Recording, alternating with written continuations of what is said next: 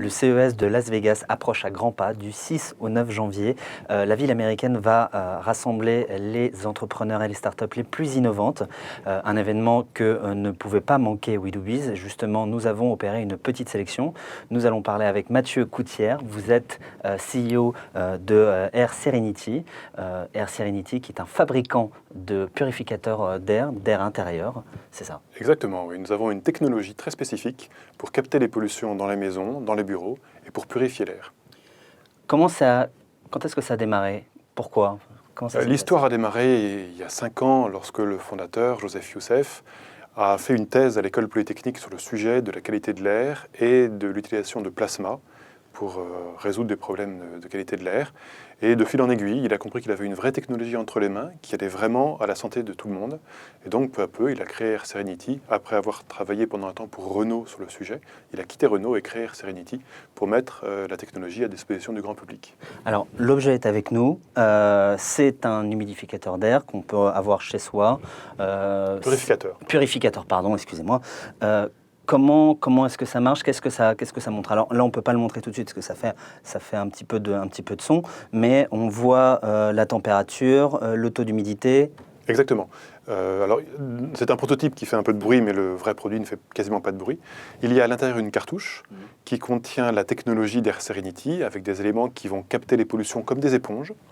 Et en fait, l'air rentre grâce à un ventilateur par le haut, passe dans la cartouche et est rejeté par le bas. Au passage, on mesure la qualité de l'air et donc on affiche la température, l'humidité qui sont des critères importants, mais aussi un indice de qualité de l'air qui permet de voir de façon globale ce qu'il se passe. L'appareil est connecté à Internet, ce qui permet d'avoir plus de détails sur une application mobile. Comment est-ce qu'on peut mesurer les impacts bénéfiques pour l'environnement où se trouve le purificateur d'air? On voit peu à peu les critères de pollution baisser, c'est-à-dire qu'on voit la pollution en particules fines baisser, on voit les pollutions chimiques baisser, et on voit que la température aussi stabilise, que si la température est trop chaude, on prévient l'utilisateur, pour être précis, pour qu'il la baisse, sinon ça crée des micro-organismes.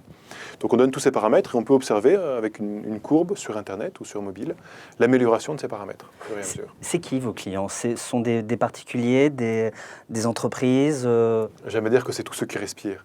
Oui. Ça fait du monde. C'est essentiellement en premier lieu les particuliers asthmatiques ou allergiques, et ça fait déjà un tiers de la population. Mais c'est aussi les enfants dont on voudrait éviter qu'ils développent des allergies, et c'est au fond tous les gens qui se rendent compte que la pollution a un impact sur eux. Il est maintenant mesuré en entreprise, par exemple, que la pollution entraîne une baisse d'efficacité. Suivant les études, entre 10 et 40% de baisse d'efficacité. Donc les entreprises deviennent clientes aussi, parce qu'elles comprennent que le bien-être de leurs salariés à travers la qualité de l'air est un facteur d'efficacité et de compétitivité. Donc au fond, nos clients, c'est tous ceux qui respirent, c'est vraiment tout le monde. Alors vous êtes un représentant des startups françaises au CES de Las Vegas. Est-ce que déjà vous en êtes fier un petit peu de vous dire bon bah ok, on arrive avec nos petits drapeaux et en train d'expliquer, de montrer notre technologie? Oui, parce que je suis profondément convaincu que les ingénieurs français ont des très bons savoir-faire. Et qu'au fond, c'est un produit issu d'un ingénieur français. Et je suis ravi de montrer ce savoir-faire français qui est sur un créneau particulier. Mais la créativité française est fantastique et je suis ravi de faire partie de ce mouvement-là. Bon, vous avez prévu quelque chose pour animer ces 3 jours? Oui, on a prévu sur nos deux points d'exposition, qui sont un stand en tant que tel et un stand avec la Poste. On a prévu un système où on mettra l'appareil dans un caisson, on injectera de la fumée et on montrera que la fumée disparaît très rapidement grâce à l'appareil. Donc on montrera ça, ce qui est un petit peu visuel.